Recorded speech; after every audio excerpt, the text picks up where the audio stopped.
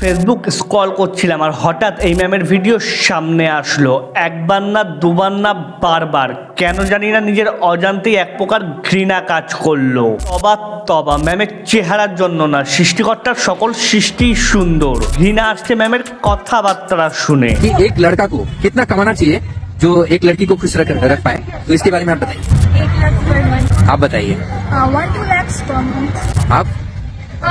According to my expenses, 5 lakhs per month.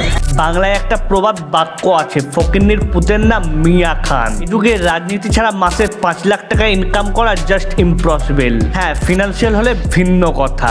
Just একবার চিন্তা করেন, কোনো এক ছেলে বলছে লাখ টাকা যৌতুক ছাড়া বিয়ে করবে না। হোয়াটসঅ্যাপ দা ভাই, this is Akash, welcome to entertainment. নারী এক রহস্যময় জাতি, এটা আমরা সবাই জানি। আর দুনিয়ার অর্ধেক নারী হয় ছলনাময়ী আর বাকি অর্ধেক হয় ব্যবসায়ী। I am sorry but it's true. হ্যাঁ, বেশ কয়েকটা ইন্টারভিউতে দেখলাম লাখ টাকা ইনকাম ছাড়া নাকি ওনারা বিয়ে করবে না, ট্যুর দেবে না, ডিএম ফর কোলাপ করবে না, হ্যান করবে না, ত্যান করবে না। এখন যার পোষাবে সে বিয়ে করবে, আর বিয়ে না হলে তো সুগার ড্যাডি আছেই। ও হ্যালো ম্যাডাম, সুগার ড্যাডির জন্য যে রিকোয়ারমেন্ট লাগে তার 1%ও আপনার মধ্যে নাই। আপনার মধ্যে সুশিক্ষা তো নাই, ওটাও নাই।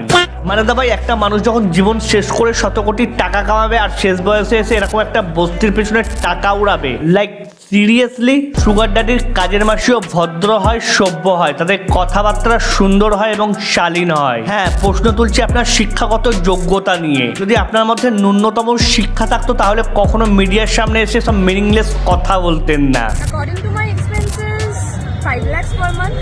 কেননা একজন শিক্ষিত মানুষ নিজের সম্মান নিয়ে ভাবে, একজন শিক্ষিত মানুষ সমাজ নিয়ে ভাবে, একজন শিক্ষিত মানুষ ভদ্রতা নিয়ে ভাবে। জানি না আপনি কত টাকা খরচ করেন, জানি না আপনার খরচ কিভাবে আসে আর আপনি কিভাবে টাকা কামান। আপনি যদি সত্যি সৎপথে ইনকাম করে থাকেন তাহলে বুঝতেন যে মাসের লাখ টাকা ইনকাম করা কতটা কষ্টকর। আর সৎপথে তো বাদ দেন, আপনার তো অসৎ পথেও মাসের লাখ টাকা ইনকাম করার যোগ্যতা নাই। হ্যাঁ, আজকাল টাকা কামানো অনেক সহজ হয়ে গেছে আর সত্যিই মাসের লাখ টাকা কামানো যায়, কিন্তু যে ছেলে মাসের লাখ টাকা কামায় সে ছেলে অন্তত আপনার মতো মনোভাব রাখা মেয়েকে বিয়ে করবে না।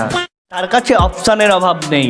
লাখ টাকা তো পরের কথা, যারা মাসে 10-15-20 হাজার টাকা কামায় তারাও কখনো আপনার মতো কাউকে বউ হিসাবে বেছে নেবে না। আর খোকমণিদের দুইটা কথা বলি, যারা যৌবন নিয়ে সুগার ড্যাডি নিয়ে খুব গর্ব করো, তোমরা যাদেরকে সুগার ড্যাডি মনে করো তারা তোমাদের মতো আরো 10টা পাবলিক টয়লেটে টেন্ডার নিয়ে বসে আছে।